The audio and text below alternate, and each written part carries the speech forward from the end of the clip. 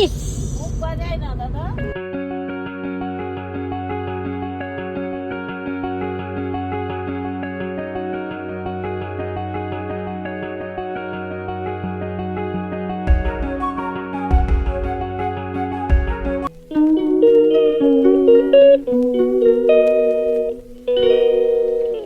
Good morning guys, Sudip আর টিমের আরও একটা নতুন ব্লগে তোমাদের সবাইকে অনেক অনেক ওয়েলকাম। আর এটা ছিল শনিবারের ব্লগ, মানে ভাদ্র মাসের শেষ শনিবার।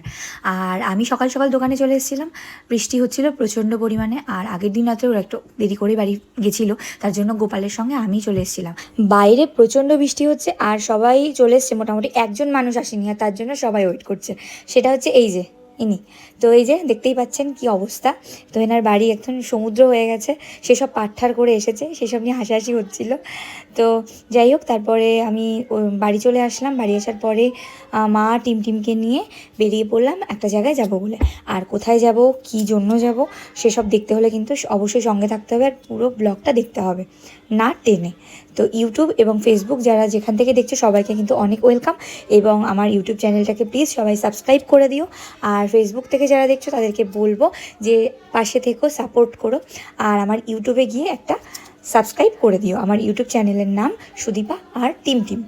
তো তারপর কি হচ্ছে না হচ্ছে সেগুলো দেখতে থাকো আর সঙ্গে থাকো।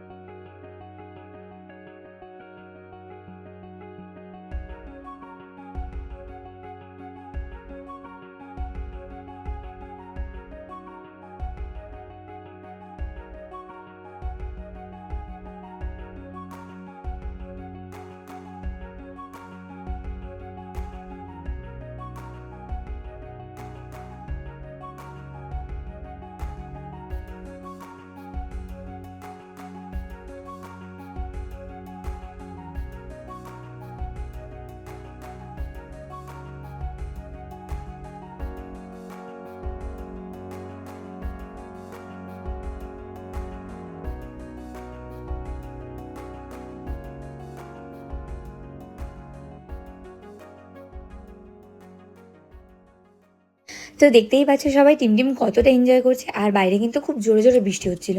সবাই জানোই যে পরপর কদিন কিভাবে বৃষ্টি হলো।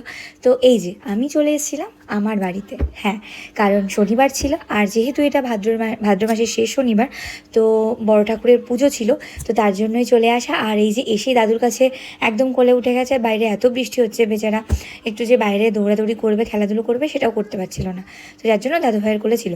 তারপরে তাড়াতাড়ি করে আমরা এসে আগে মা লেটস গো দুই মাকে নিয়ে এবং টিমকে নিয়ে চলে গেলাম মন্দিরের উদ্দেশ্যে। বাড়ির থেকে একদম কাছেই, সবাই আগের ব্লগেও দেখেছো হয়তো।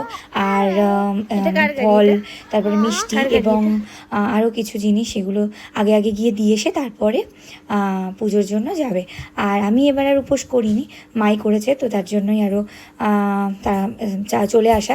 আসলে এই পুজোটা বাড়িতেই দেওয়া হতো, কিন্তু কিছু কারণের জন্য এবার আর দেওয়া হয়নি, যার জন্য মন্দিরেই দেওয়া হলো। আর মন্দিরে যেহেতু প্রতি বছর এটা পালন করা হয় বড় করে, তো ওর জন্য চলে আসলাম।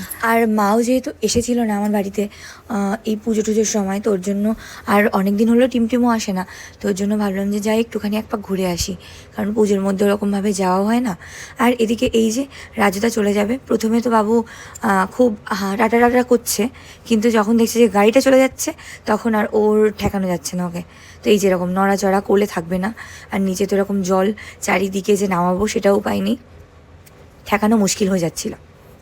তারপর রাজুদা বেরিয়ে গেল, আর ও তো সে কেঁদে কেটে একদম একাকার অবস্থা। তারপর না পেরে মা ওকে কোলে নিয়ে একটু ঘুরিয়ে বেড়ালো।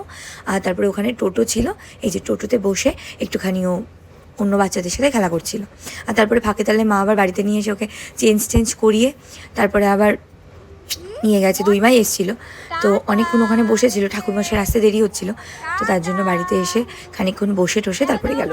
তো তারপর কি হচ্ছে না হচ্ছে দেখতে থাকো।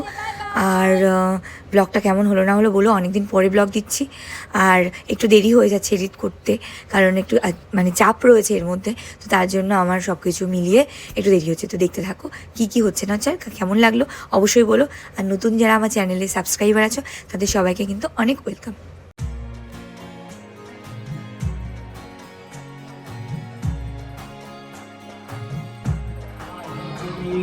হেন কালে তারা পুত্র জন্মিলা পুত্র